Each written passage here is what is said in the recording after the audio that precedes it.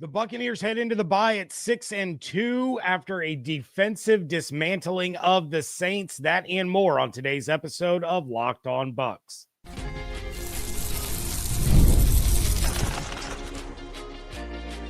You are Locked On Buccaneers, your daily Tampa Bay Buccaneers podcast. Part of the Locked On Podcast Network, your team every day. What's up, and welcome into this live reaction episode of Locked On Bucs, your daily podcast covering the Tampa Bay Buccaneers, part of the Locked On Podcast Network, your team every day. I want to thank you for making Locked On Bucs your first listener view every day. Don't forget you can subscribe or follow for free on YouTube or wherever you get your podcasts. And of course, you can follow along on Twitter. I am James Yarcho at JYarcho_Bucs, credentialed member of the media covering your Tampa Bay Buccaneers, here with you every Monday through Friday along with the everydayers. And for that, I want to share my appreciation for your continued support of the show. One of the ways you can support the show is become a Locked On Bucs insider. You're going to get news, rumors, updates, general thoughts, one-on-one conversations with me via text message. Go to joinsubtext.com/LockedOnBucs or click the link in the show notes to become an insider today. This episode is brought to you by Game Time. Download the Game Time app, create an account, and use code LOCKEDONNFL for $20 off your first purchase. All right. Biggest takeaways and game balls coming up in a little bit, but we're going to kick this one off as we always do with the biggest moment, in that without a doubt was Anthony Nelson's pick six. It was an interesting decision by Rattler, but it is a throw that we've seen a lot of quarterbacks make time and time again. They float it up over a defensive player and it turns into a big gain. And that's exactly what would have happened here if Anthony Nelson wasn't 8 feet tall with a 20-foot wingspan. And he was able to reach up, paw it down with one hand, bring it in, bowl over Spencer Rattler, and get into the end zone to get the scoring started for the Buccaneers. And, for a first career interception, NFL or college, and a first career touchdown, Nelson could not have timed that any better. And honestly, that right there was a perfect example of how the Buccaneers defense just all around was absolutely outstanding against the Saints. 4 takeaways. Mind you, my bold prediction was that they would get 3 to go along with 5 sacks. It was just an absolutely phenomenal performance by that side of the ball. Spencer Rattler finished with a passer rating of 68.8. Tyler Shuck had a passer rating of 53.2. The defense was just suffocating.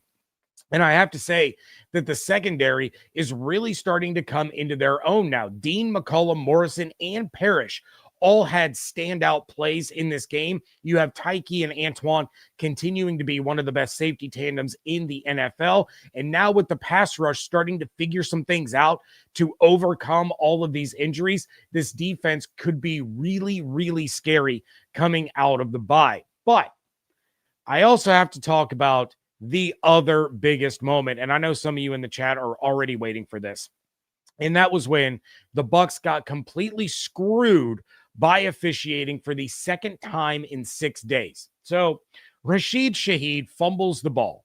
Antoine Winfield Jr. picks it up. He's on his feet, mind you. He didn't dive for it. He didn't jump on it.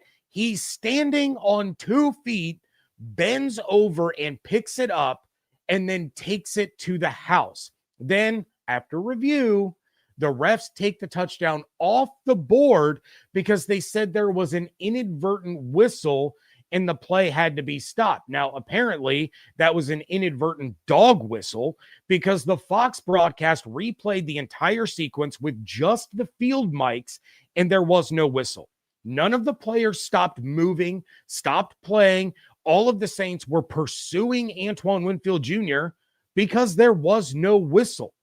And this is an absolute abomination, and it just keeps happening week after week after week across the NFL. Now, it's magnified for the Bucs games because that's what we talk about on this show. Those are the ones that you guys are watching, that you are invested in. But you have last week, the Lions get a double review and get their timeout back after losing a challenge. And then this week, Antoine gets this touchdown taken away, gets another one taken away later in the game because the refs blew the whistle early after his interception when he wasn't touched. You had to take it away from the Bucs stratosphere. I even tweeted this while I was waiting for my son's game to start because it was one of the few moments that I actually caught live. You had the New York Giants get completely screwed on that stupid, godforsaken tush push where Kayvon Thibodeau clearly stripped the ball from Jalen Hurts as he was extending it, clearly before a whistle was blown. But then the referees decided that forward progress was stopped and the Eagles got to keep the ball. Yet, when I've seen the Bills and other teams run the tush push, there's a penalty every single time. I have yet to see another team utilize the tush push and not get flagged. So why is it that the Eagles never get penalized, but every other team gets penalized every time? Why can't the officiating see the Eagles commit these infractions? It all boils down to the fact that these officials are wildly inconsistent and missing obvious plays, even with replay assistance. Like, how are you getting new looks at a play and still managing to get it wrong? It's pathetic, and it's costing teams games, and it's costing players money and potential accolades. You know what that cost Antoine? Those two officiating blunders. You know what that cost him? Becoming just the 12th player in the Super Bowl era to have an interception and a fumble recovery both returned for a touchdown in the same game. Now, Minnesota Vikings cornerback Isaiah Rodgers did it earlier this season against the Bengals. But the last player before him was Samson Ebukam in 2018. You are literally hurting the history books by screwing this up this badly. And it's gotten to a point where something has to be done. I don't know if this needs to be brought up at the owners' meetings or what the case may be, but the NFL makes way too damn much money to not get this corrected. Now, you as a company can afford to ensure that these mistakes are not continuously being made, especially when it's by the same people. Now, on the flip side of that coin, Goodell probably doesn't care enough to get it fixed because the league is making money hand over fist with a product that's inferior to what it could be. You're worried about international games. You're worrying about growing the game for other audiences that are not the key demographic of male 18 to 54. You're worried about all these things and becoming a global game. You're putting flag football in the Olympics, but you can't figure out officiating. You can't figure out how to make sure that these guys are held accountable for their mistakes and that they don't happen again. Because I'll tell you this, if I showed up at my job every week and I consistently screwed up the same things over and over and over, and my boss was standing there and said, no, this is how you do it, and shows me, and then I still managed to screw it up, I'm going to get reprimanded. Same thing would happen with this show. You think if I do an episode every single week where I'm cursing nonstop and the network steps in and says, hey, James, we don't do that here. We are family friendly. You can listen to this show taking your kids to school. You have to stop cursing. And then I come back on the very next show and drop 7 F-bombs. You think they're not going to take me off of Locked On Bucs? Absolutely. Why is it any different for these guys that hold the fate of 106 players? You know, I don't know how many coaches. They hold their fate in their hands when they can't do their job. Figure it out. It's not that hard. You hire them full time. You make them sit down and review film the same way the players do. And you point out, hey, Brad, just picking a random name here, you missed this call and this call and this call in this game. You need to make sure that you clean it up. You need to make sure that you're watching for this to happen or this to happen, and make sure that you get it right moving forward. They either correct it or you find a new ref, period.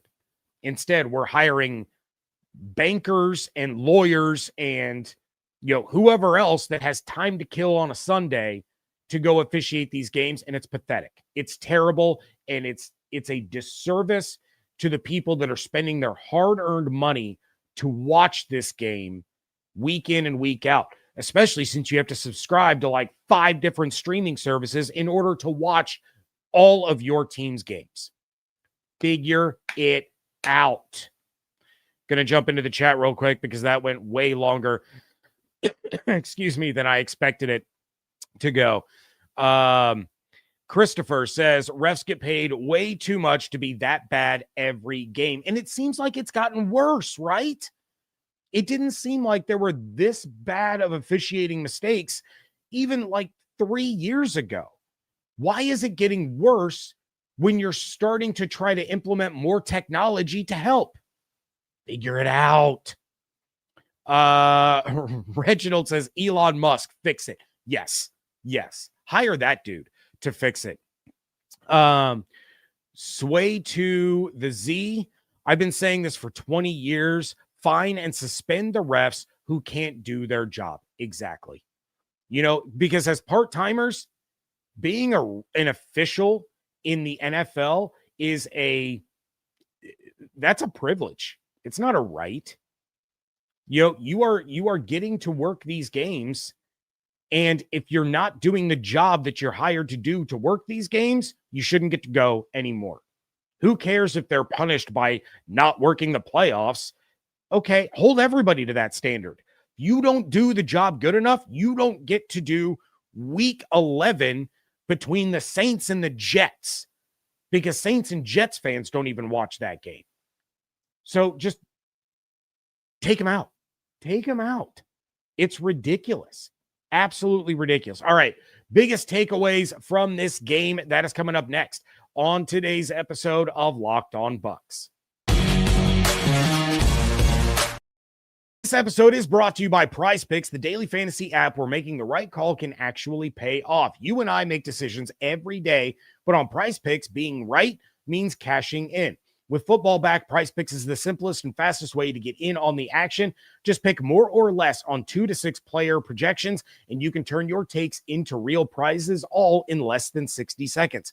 It's quick, it's easy, and honestly, the best way to follow along with football. It really is a fun way to stay locked in even when your team isn't playing. Download the PrizePicks app today and use code LOCKEDONNFL to get $50 in lineups after you play your first $5 lineup. That's code LOCKEDONNFL for $50 in lineups after your first $5 play. PrizePicks, it's good to be right. What do you get when you have a bald eagle standing on top of a silverback gorilla riding a Tyrannosaurus Rex? Confidence. Pure confidence. If you're looking for something beyond the usual pill, it's time to meet Rugiet Go Long. That's exactly where Rugiet Go Long comes in. This isn't just another ED pill. It's a total game changer for confidence. Go Long combines 2 doctor-trusted medications in one dual-action formula so you can get hard and go the distance. The effects can last up to 36 hours. That's confidence all day, all night, and even into the next day. The process is simple. Connect with a board-certified doctor 100% online, and if prescribed, your treatment ships discreetly right to your door. Ready to level up your confidence in the bedroom? Head to RUGIET.com and use promo code LOCKEDONNFL for 15% off your first order. That's RUGIET.com. Promo code LOCKEDONNFL. Make sure to use our code so they know we sent you.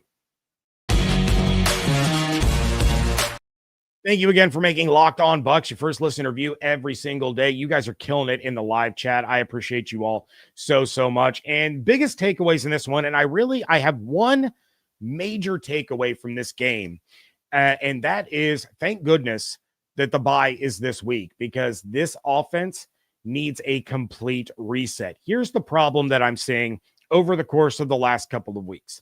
Baker Mayfield is not playing to the level that he is capable of, and it's for 2 reasons.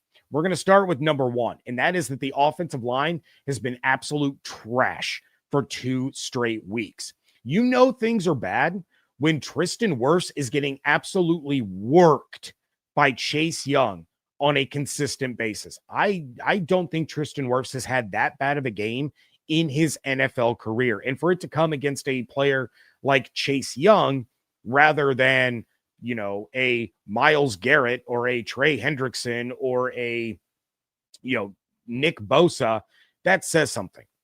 This offensive line needs Luke Gedeke back in a bad way. And I don't know if it's because of the left guard situation or what it is, but Graham Barton is not performing to the level that I think a lot of people, Bucs coaches and front office included, believed that he would.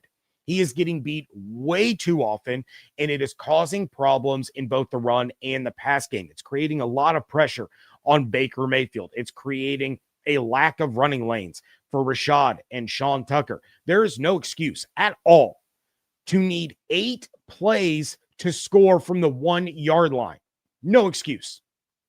That was one of the most pathetic offensive displays I have seen from the Buccaneers since probably the Josh McCown era. It was downright awful. And I've seen a lot of people blaming Josh Grizzard over the last few weeks for the offense's recent slump, but I don't think that he's really at fault here. This is not the offense that was supposed to be on the field. They are missing 2 offensive linemen, their star running back, 3 of their top 4 receivers. This is not how things were supposed to be. And because of that, Grizz is kind of limited in what he can call and what the offense is actually capable of because, in a way, they're kind of limited in what they can accomplish. You cannot ask Shep and Tez and Cam Johnson to go out there and be Mike Evans and Chris Godwin and Jalen McMillan. You just can't. We saw Baker try to throw a back shoulder fade to Sterling Shepard. You can't throw that to him. He doesn't have the size. He doesn't have the ability to make that play. So you add to that the other main problem with Baker Mayfield lately, and it's that he's not healthy. Now, we all know how Baker is. We know the passion that he has for the game. We know his mentality. He is a dog. He is a warrior. And if what happened to Cam Scattaboo on Sunday happened to Baker, he would probably be trying to convince the doctors and the team to let him play in a walking boot. But I think this oblique injury is causing a lot of problems for him right now. And for those that don't know, your oblique, is the muscles that run along your rib cage, right? So when we saw Baker starting to look a little rough, it was last week against the Lions, right? When he showed up on the injury report with that oblique injury. You had Christian Izien miss multiple weeks with an oblique injury. So Baker has lost, because of this, his velocity and that touch, that fantastic touch that he had on his passes, that he had for the first 6 weeks of the season. It's affecting the passing game. He's short-arming throws. And then he's turning around and sailing it high to open receivers. He's missing on open deep shots. I think a lot of it has to do with the fact that he's having to adjust in his throwing motion because of the pain that's being caused by having to turn and stretch when he's releasing.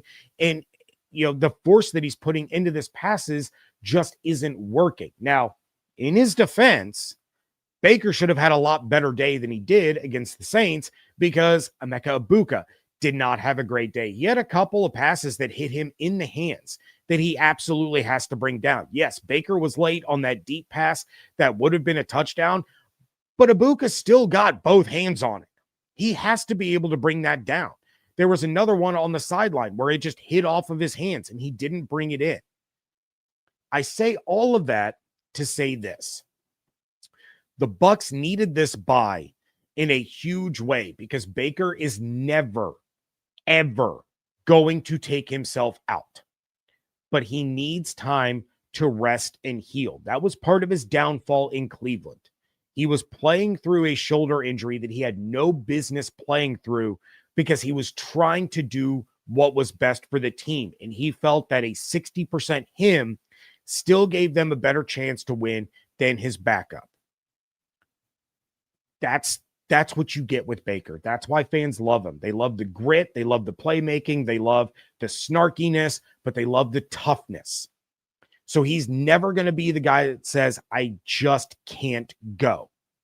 Now, Bucky and Godwin should be back sooner than later. I would expect one, if not both, come back in their next game against the New England Patriots after the bye.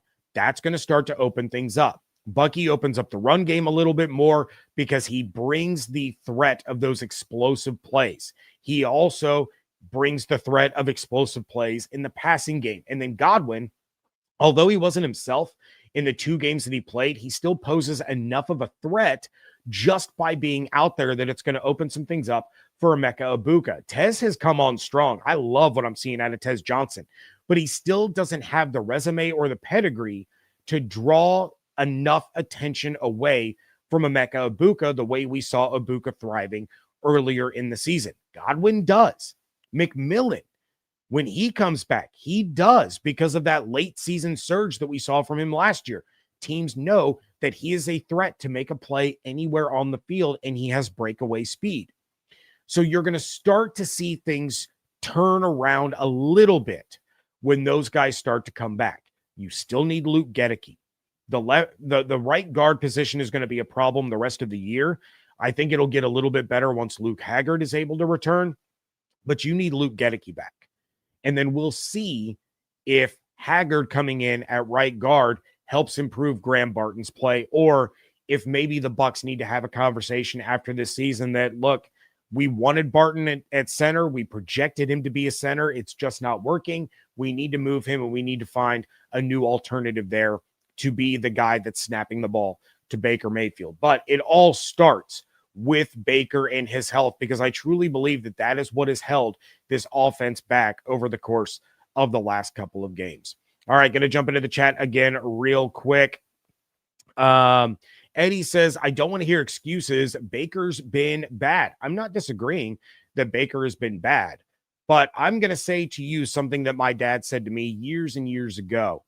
I want to know the difference between an excuse and a reason, because Baker playing through injury in his oblique, where it's probably causing him pain to even breathe, that's not an excuse. That's a reason. So, I'm not out here to make excuses for anyone. I'm here to provide context as to what I think the reasonings behind some of the successes and struggles of the Buccaneers are. Derek, my guy Schroep, shows Baker is hurting because he has not taken off up the field at all. That's another big part. He's not taking off and running the way we're used to seeing. And there were a couple of times that he 8 sacks in this game against the Saints, where normally he would have taken off and run and battled through tackles and fought his way to a first down. I think that also lends some credence to the fact that he is not 100% right now. Let's see. We got Tipset 1992. Grizzard has to get more creative. The offense is too predictable. And I think he will get more creative once he starts to have more of these pieces back. Once you're able to start factoring in what Bucky can do, what Godwin can do, what J-Mac can do, that's going to really expand the playbook of what the offense is truly capable of. So we will start to see things open up a little bit. Eddie also says, I don't love a player who selfishly hurts the team. Is it hurting the team, though? Is Baker, where he is right now, a better option than Teddy Bridgewater is? Maybe, maybe not. I tend to think that Baker, where he is right now, is still a better option and a bigger threat to opposing defenses than Teddy Bridgewater is. At the same time, I trust Teddy Bridgewater to win one game more than I would have trusted Kyle Trask. So it's kind of a double-edged sword there. But again, that's why I say the bye week came at the perfect time for this team, because I think the rest that these guys are going to get, especially Baker, is really going to help moving forward the rest of the year. All right, it is time for game balls. Start dropping those in the chat. That is coming up next on today's episode of Locked On Bucs. NFL season is back, and honestly, there's nothing better than being in the stadium surrounded by fans cheering on your team. But let's be honest, getting tickets can be a hassle between queues, login screens, and prices jumping at checkout. It is really frustrating. That's why I use Game Time, the app that gives the advantage back to fans. Game Time is fast, easy, and backed by the Game Time guarantee. You'll always get 100% authentic tickets delivered on time and at the best price. Plus, all fees are included, so the price you see is the price you pay. If you want to get to Raymond James Stadium and see the Bucs induct Simeon Rice into the Ring of Honor, you can get tickets right now for under $80. And it's not just sports. Some of you may have seen on Twitter or on Instagram, my son and I just went to go see Paul McCartney a couple of weeks ago, thanks to an incredible deal that I found on a zone deal right there on the app. Download the Game Time app, create an account, and use code LOCKEDONNFL for $20 off your first purchase. Terms apply. Again, that's promo code LOCKEDONNFL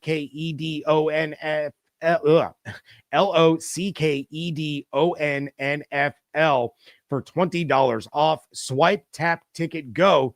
Download Game Time today.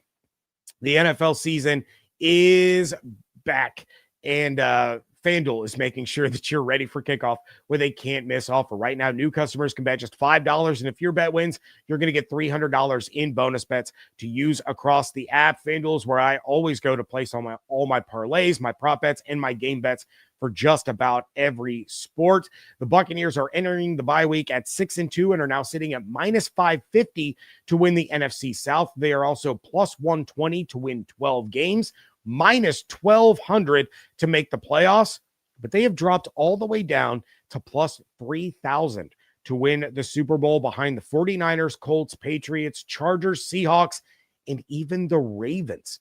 So are you ready to play? Download the FanDuel app now by visiting FanDuel.com to get started. That's FanDuel.com to place your first $5 bet. Wrapping things up here on a live reaction episode of Locked On Bucs, and I will get to as many of your game balls in the chat as I can, but we're going to start this one off with the golden game ball. Who else but Anthony Nelson? An absolutely monstrous game. He had the pick six, a forced fumble, 2 sacks, an absolute monster for the Buccaneers defense that needed someone to step up in the absence of Hassan Reddick. Nelson seems to have a knack for making some big-time plays. If you don't believe me, check out my buddy Bailey Adams over at Pewter Report. He did an article about Anthony Nelson and some of the major highlight plays that he has made in his time with the Buccaneers. I also think that Anthony Nelson should be earning NFC Defensive Player of the Week honors. It would be the second year in a row that a Buccaneer would have earned Player of the Week honors after facing the Saints in New Orleans. We'll see if the NFL gets it right or if something else stupid happens, but Anthony Nelson, just an absolutely incredible game. Game ball number 2, Chase McLaughlin, perfect from 50 plus. Illinois legend Chase McLaughlin, perfect from 50 plus this season. He is 8 for 8. He is also the Bucs' all-time leader in field goals 50 yards or longer, 23 of 26 in his Buccaneers career. The next closest to him is Connor Barth, who was 15 of 23, and then Martin Gramatica, 15 of 24. Who would have thought we would be talking about that after the way Chase McLaughlin's season has started? But a phenomenal bounce back from him, and he's, knock on wood, he's getting back to the point that he's nearly automatic. When he walks on the field, you just expect the Buccaneers to come away with points. Game ball number 3, Antoine Winfield Jr., interception, fumble recovery, should have had 2 touchdowns, but was screwed out of both of them, which is just, it's pathetic. I already ranted about the officials, so I'm not going to do it again. But we're talking about this costing him the incredibly rare feat of a defensive player having 2 touchdowns in a game, 1 from an interception, 1 from a fumble recovery. Figure it out, NFL. You make too much money to have part-time refs continuously screwing up easy calls like this one. And then game ball number 4, Lavonte David. No offensive players deserve a game ball, so this one goes to Lavonte. He looked like his old self in this game. He led the team in tackles. He was flying around the field. He was solid in coverage. I absolutely loved what I saw out of him in this one, and hopefully that carries over to the Patriots game in 2 weeks, because who would have thought that we would be here and looking at this Patriots game as an incredibly difficult one. The Bucs have 3 tough games coming up with the Patriots, the Bills, the Rams. This is going to be a tough stretch, and it's usually around this point in the season. I mentioned it going into the Saints game, that this is where the Bucs tend to lose like 3 or 4 in a row. Can't afford to do that. You're sitting at 6-2. You've got to keep moving forward. You have to keep stacking those wins. So hopefully we have a lot more healthy bodies coming out of the bye. All right, let's see who you guys are giving game balls to, because you all are the best. We're going to start with Zaire TV, who says Simeon Rice should be a Hall of Famer, and that's a fact. I will agree wholeheartedly, because it's true. You have first ballot Hall of Famers that did not have the same kind of impact that Simeon Rice did, and the fact that he's continuously overlooked is really, really annoying and frustrating. We got Christopher, Nelly, Antoine Winfield Jr., and Dean. Joseph, McLaughlin, Winfield, and Nelson get the game balls. We have Sean. Antoine Winfield Jr. deserves 2. David Stackman, whoa, Nelly, game ball for Nelson for sure. Narav, game ball to Nelly and Antoine Winfield Jr. Take the ball and go home. Reginald, defense, golden ball, should have scored more than the offense.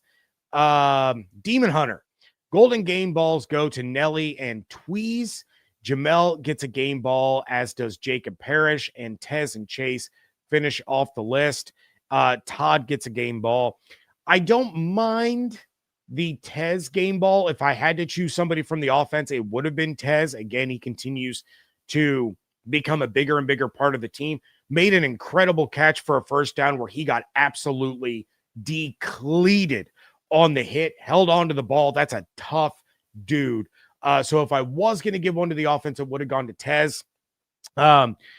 Chase does not get one, nor does Sean Tucker, because when you guys can't punch it in from from the 1 yard line, neither of you deserve it.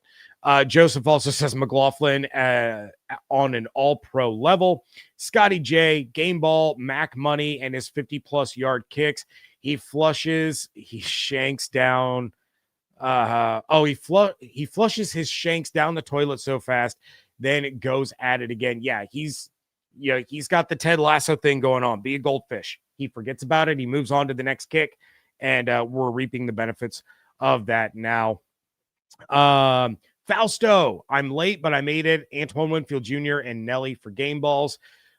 Pretty much everybody's going with Anthony Nelson, Antoine Winfield Jr., and Chase McLaughlin. I love all of it. Ricky says Parrish. Parrish had a really good game. Like I said, all the corners, each one of them had at least one standout play in this one. I love what I'm seeing from the secondary for the Bucs, as long as they can just stay healthy. Stay healthy, guys, because the pass rush is starting to figure it out. The back end looks like they have it figured out. Really, really love what I saw out of the defense. Jimbo Shrump says Kate Otten gets a game ball. I don't hate that one either. I don't know. I don't think he got the touchdown. I wanted him to get it really, really bad for National Tight Ends Day. I do think he was a little bit short on that one. Luckily, they were able to finally get the score after that play. But yeah, just overall, the offense was rough for a second week in a row. But they're going to bounce back. Vincent says, how do you feel about losing Jamel Dean next year? We don't know if the Bucs are going to lose him or not. That's definitely going to be a topic of discussion after the season, is which of their free agents they need to bring back, which ones they can let go, and all that. So Jamel Dean may be playing his way into a new contract with the Bucs. If not, it'll be for someone else, but he took the pay cut because he said he wants to be in Tampa. So maybe they can get something figured out, and he'll be able to stay. And then it'll be, a spoil of riches there at the cornerback position with Dean, McCollum, Morrison, and Parrish. But that is going to do it for this episode, because we are way over time. I appreciate you guys sticking with me, jumping into the live chat, during your lunch hour. Again, I apologize for the delay in this. The drive home just never seemed to end yesterday. So my son and I got home very, very late, but wanted to get this out as fast as possible. Please check out everything going on Twitter at Locked On Bucs, at @JYarcho_Bucs, TikTok and Instagram at Locked On Bucs at both of those places. Follow on YouTube with the notifications turned on, as well as wherever you get your podcasts.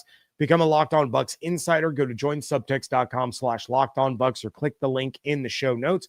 If you want to support the show, but you don't want to be an insider, it's real simple. Like this episode on YouTube, leave a 5-star review wherever you get podcasts. It does help other Buccaneers fans find the show. Hope you all have an absolutely outstanding Victory Monday. Stay safe, stay healthy, fire the cannons. I want to thank you so much for joining me right here on Locked On Bucs, part of the Locked On Podcast Network, your team every day.